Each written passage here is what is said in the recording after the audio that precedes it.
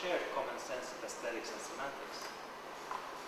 For network media, he says, we need to understand the social and cultural construction of how common senses emerge. Quote, an aesthetics for the internet needs to focus on producing the means for visualizing and understanding how social and semantic relations intertwine and communities and common sense emerge. So these are kind of like localized ideas of what commonsensical means. And unfortunately, a lot of design practice is based on a generic notion of the commonsensical, ignoring local specificities. For location-based media, making visible the construction of how a place has become common sense. So how a particular location has become common sense versus how the design principles for designing that are also based on some ideas of common sense. That needs to be fragmented in order to open up these locations, places, environments, neighborhoods up as sites of contradictory signification. And it's also foolish for an artist or a theorist to say, okay, this place has been a non-place, I am making it into a place, while always this participation is very partial, temporary, and subjective. So, that was a lot, and a little bit too much for me.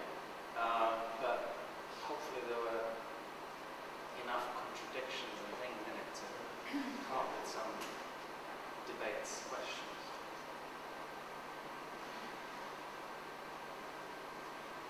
I was quite interested in there's two strands in your presentation that seem to propose a kind of an evolutionary model of thinking and practicing, in the sense that you talk about technologies developing and being superseded by the next, and you also talk quite interestingly about how certain ideas belong to specific time frames, and I agree in terms of there's a sense of mapping in space and place also 90s in a way, and there was a feel of that in the way that you did your presentation in some senses. And I wondered whether that was something that you were especially conscious of, and whether there are other modes of thinking about both ideas in space and practice that might not be thought of in such a linearly evolutionary way. I'm sort of thinking whether it's possible to think about loops, that certain ideas and certain practices come into favour again for whatever reason, and whether it's worth interrogating why certain ideas come back into favour. And I'm also interested in terms of whether at this point you can interrogate the notion of something becoming obsolete as reclaiming a kind of political value, perhaps, but not necessarily in a nostalgic sense. So yeah, a few jumbled things there really, which I hope makes sense. Anders Husen, who you quote many times, talks about the necessity of forgetting, and also referring to the fear of loss of media, that necessity of forgetting is always important. But I guess my critical stance towards this kind of avant-gardist perception of leaving one behind and moving next to another, there is a problem to that, which is part of an economy, an academic and artistic economy of coming up with new language in order to be current. Maybe it's just a very practical economy, but the fact that there is not so much critique of that, particularly in kind of the intersection of art and technology, I find a big problem. There are, of course, people who address it, but in a wider sense, it has not been too much in the place. On the contrary, every festival needs to always establish a new set of keywords. And now, over the next year and a half, climate change, ecology, environment will happen 20 times, different subtitles. So there are kind of always different phenomena that are addressed. It would be good that people will also make argument why.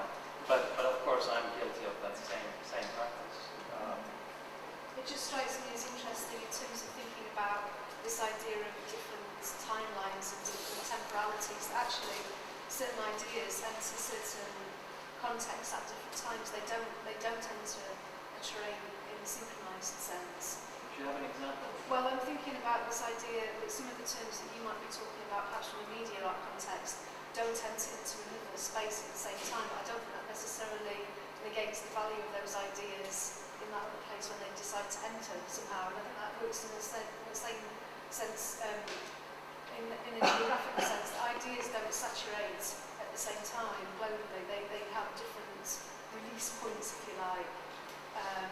I find the release points or the conflict points very important. If we actually talk about disciplinary boundaries, they are kind of really important markers for to understand the difference between whatever each one of us might mean. So it's not only what is one's background in terms of culture and location and so on, or artistic practice, but if I'm talking theory, what does representation, for example, in human-computer interaction design versus cultural studies?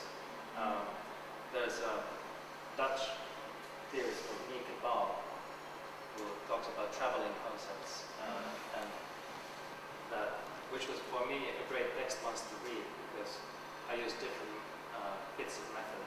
I don't have a consistent methodology.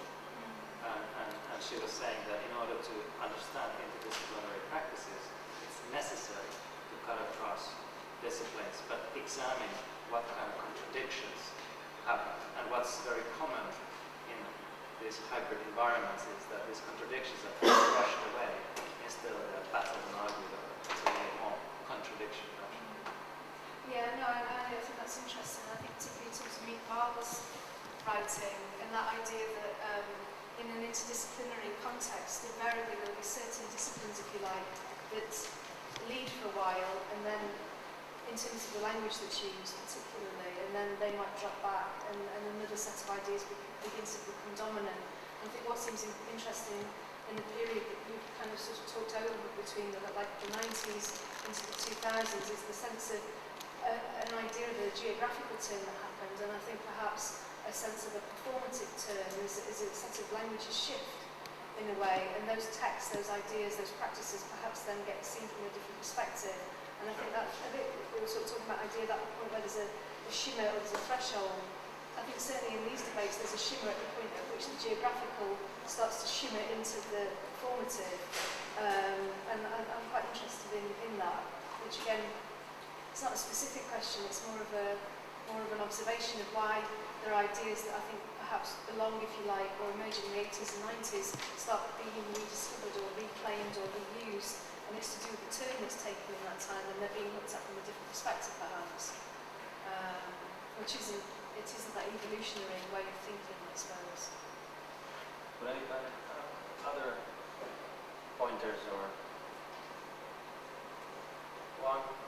それを折ると、